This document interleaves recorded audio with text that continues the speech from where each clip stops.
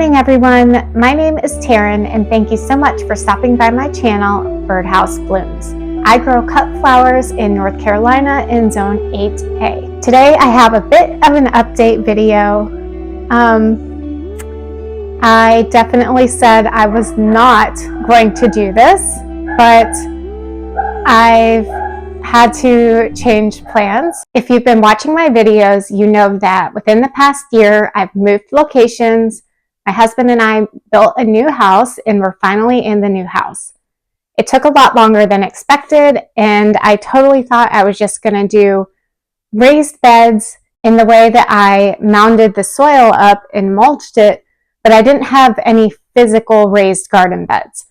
And that was due to cost, basically, and also I hate filling up raised garden beds. Also, they break down, they don't last forever. So I just wanted to simplify everything. I wanted the straight farm-looking rows, and I wanted everything lower to the ground so I could have an easier time staking things and all of that. That being said, I really struggled this year with three main problems. The first one is drainage. And if you've ever built a new house before, you kind of know that you're not really on soil because they scrape everything, and it's basically like construction mud that they lay sod on top of, and it's really takes several years for it to get really acclimated and healthy. The majority of my dahlia tubers did very poorly. Even though the beds were raised, the tubers were sitting on that mud, and it just did not work. I've saved as many tubers as I could. I pulled them all out of the ground while I'm reworking everything, and they're like really, really small. If they survived, they're just the tiniest little tubers. So I don't know if they'll grow in the spring or not, but drainage is a huge problem that I'm having. The second problem I'm dealing with is rabbits.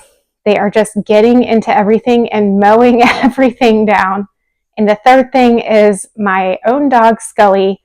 She just digs and dogzillas everything and walks through it and tramples all my seedlings.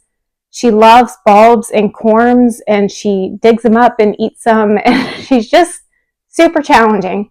So I've decided to take out the straight farm rows, and also they're kind of boring. So I didn't exactly like them to begin with, but I thought I would like them a lot, and I was just kind of bored with it. But anyways, I decided to take those out and to put in actual raised beds from Vego garden. And I think I'm pronouncing that right. I actually Googled it, and that seemed to be the consensus. But I'll put their information up on the screen so you can see. I went with metal beds this time, hoping that they would last a long time. Their website says 20 plus years of durability. Filling up garden beds, I hate doing it. It's just no fun at all. And I'm on a huge slope, so using a wheelbarrow and getting soil from the top of the property back down is not that bad, but just scooping it and then getting it from the ground into the boxes, and I just really do not enjoy that process at all. So I only want to do it one time. I have a 17-inch box to help with the rabbits to keep them from jumping in. If they're still jumping in, I can use netting or something. But so the first layer of the garden boxes is all cardboard and some paper waste and stuff like that. Then on top of it is mulch. The first 8-ish inches is mulch, and then I'm going to put about 10 inches of compost on top of that. That soil is from Super Sod. It's a raised bed veggie mitt, but it will also work well for flowers. There's all kinds of great stuff in it, and it's a really nice product, and it's peat-free. But it's also extremely expensive. So that's why I'm doing the mulch on the bottom, and then the 8 to 10 inches of that soil raised bed mix that has compost already in it. And then here in the next couple of weeks, I'm going to be getting a ton of leaves from my friend. A really good friend of mine has a wooded property, so she has a huge pile of leaves, and I'm going to go get some of that to mulch on top of the compost veggie mix. Now, once I get the beds filled all the way to the top, I know that that level of soil is going to drop over time, which is good. I haven't filled all the way to the top, and I don't really want them that tall. So as it gradually falls closer to the ground, I'm okay with that. And I probably will just be top dressing compost and mulch on top of that and not really replacing much soil unless it gets down to a dire need. But that is the plan with that.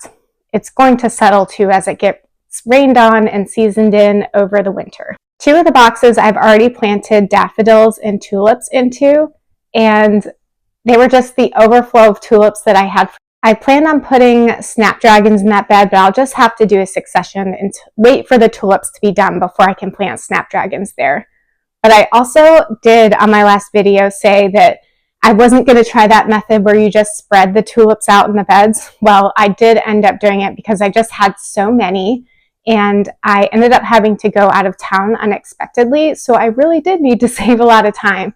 So it's good I have an experiment in my own garden this year with the planting method of the tulip bulbs. Okay, so the way I have the garden beds set up is I have 8 beds. Well, I guess I have 12 beds total, but I have them kind of separated into 2 sections with an aisle down the middle.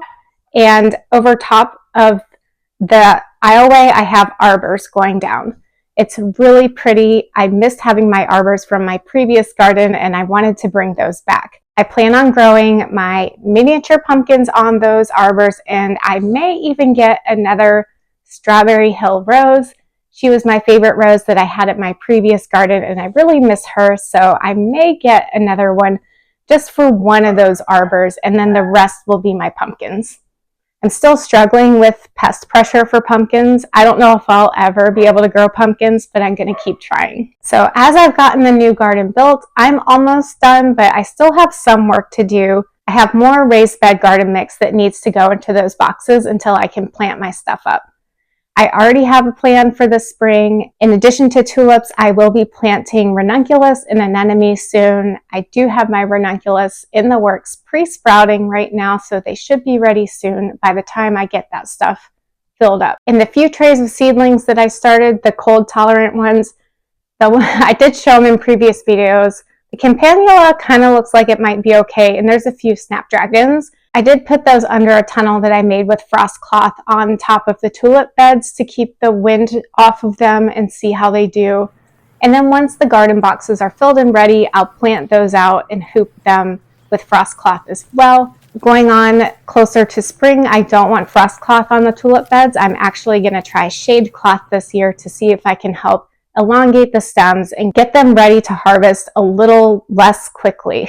My tulips here tend to be bloomed out and done by the end of March, and that's way earlier than I would like. If I can stretch them more towards Easter or Mother's Day, that would be better for me. So we'll be trying that out. And that is all for our update today. I thank everyone for sticking around, and I'll keep everyone posted on how the new garden boxes are going. And I'll see you on the next video. Bye.